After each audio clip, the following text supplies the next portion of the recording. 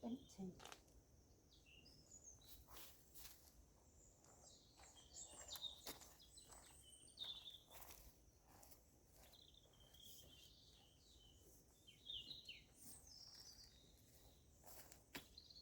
Still empty.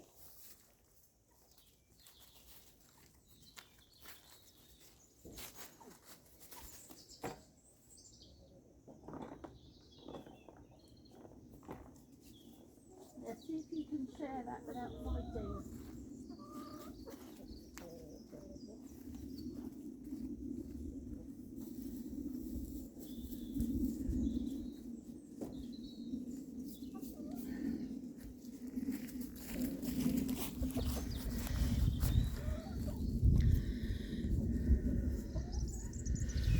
Oh, it's quite cold out here. That is the remains of pork pie and chips. I made too many chips yesterday.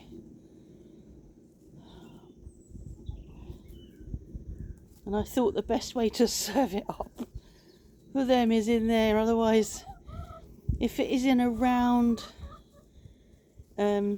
dish, the white one just goes round and round and pushes everybody out of the way, whereas this way everybody can get into it.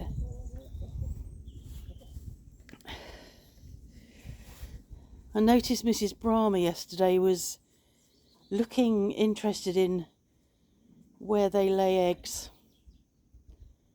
So I think she's seriously thinking about coming back into lay. In fact, whilst they're doing that, I'm going to go and have a look.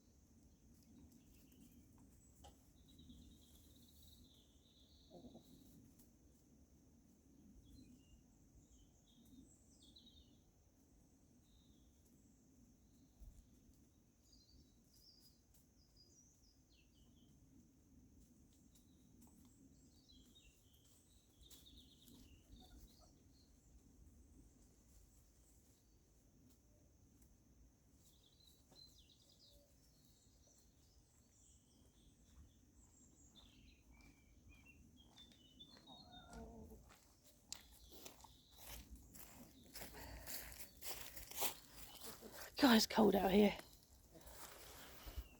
It's Sunday, it's about 9:45. It's 3 degrees, tiny bit of breeze. We had quite a lot of wind last night, and it's going to be a lot worse later today. I think gusts up to 80 kilometres an hour, and rain again. We had rain last night.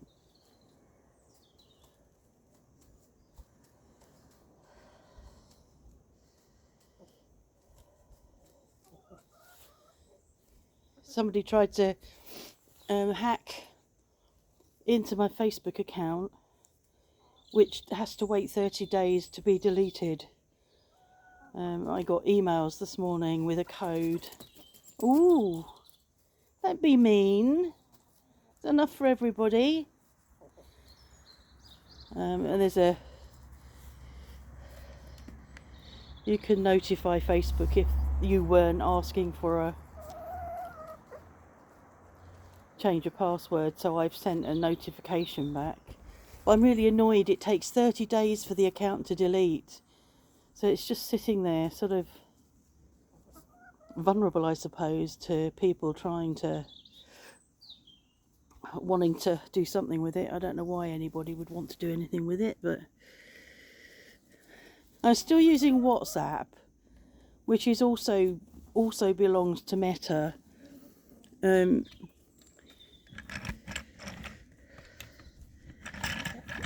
It just feels doesn't feel as vulnerable to me because we don't use it to share much on. It's a conversation space really, whereas other people use it for lots of family and groups and things like that. Well, we're not doing that, and I've just discovered, because I'm a bit slow, that I can have it on my desktop, which makes it a lot easier because I've got a bit bored this week typing messages into my phone. So I've got it on my desktop now, so that'll be easier.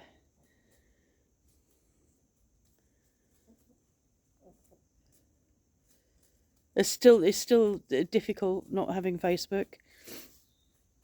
I suppose it's where my community was and where I had a lot of people that I chatted to during the day or saw that what they were doing during the day. So there's sort of a large loss there of community, which is quite hard. But I'm not going to go back, I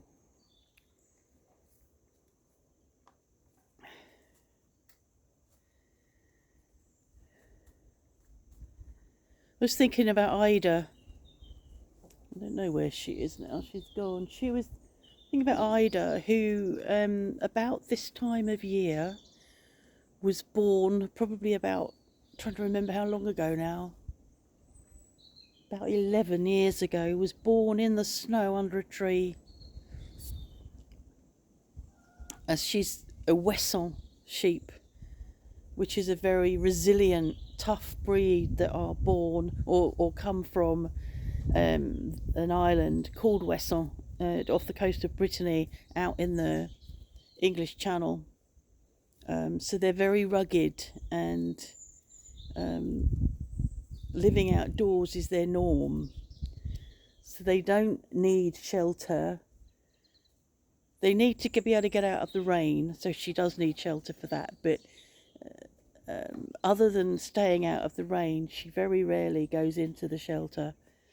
And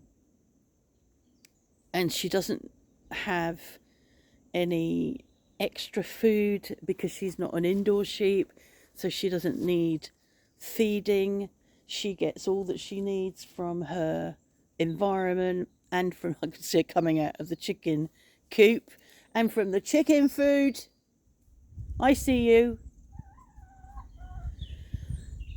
And she has a bit of maize at night. I mean, there's a bit of a ritual. It's not food she needs, but there's a bit of a ritual at night, and she gets a little bit of maize. She gets half a slice of bread because that was how she was trained by the previous owner.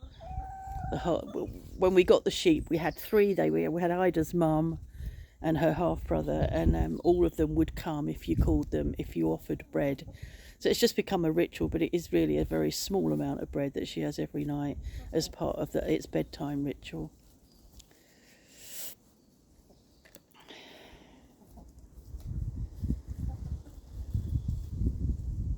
Oh, it's cold.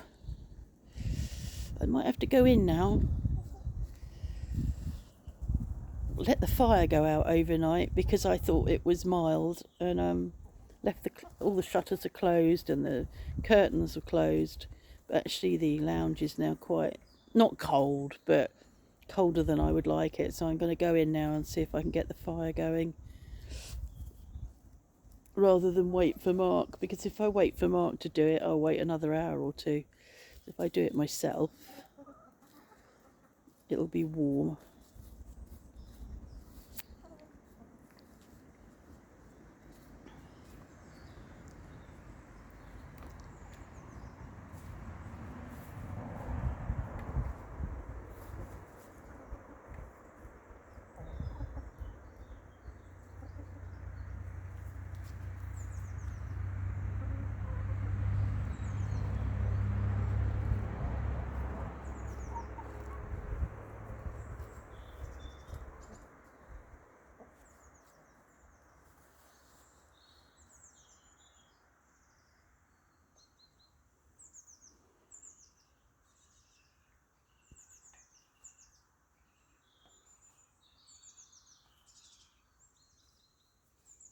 Well, I'm pleased somebody appreciates the pork pie.